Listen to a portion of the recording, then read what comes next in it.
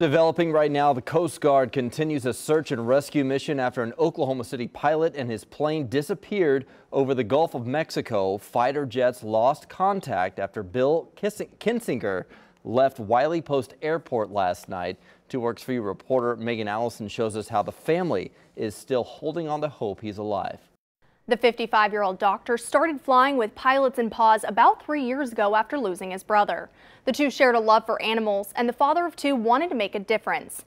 Kinsinger was on his way to Georgetown, Texas to pick up rescue dogs and fly them to Denver. The FAA says the pilot veered off course near the Gulf of Mexico.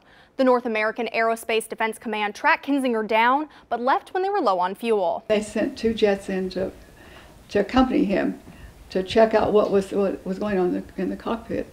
And he was sitting straight up, and they flew around him and tried to, maybe if he was asleep, maybe awaken him. The family believes the pilot lost fuel about 200 miles from Cancun. Right now, the Coast Guard is continuing search efforts, swapping out planes to relieve crews as needed. We have good hope that he'll be alive in that plane because he knew exactly what he was doing. The 8th District Coast Guard Command Center got a report showing the pilot was likely unconscious due to hypoxia. That happens when pilots lose oxygen from flying at high altitudes. Megan Allison, 2 Works For You.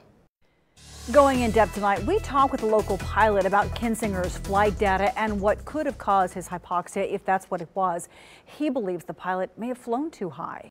You get up that high, it's cold, you've got to really run the heat, and you're just sucking on supplemental oxygen. They say when hypoxia sets in, your face will get hot, you'll have a headache, and your vision will start to tunnel.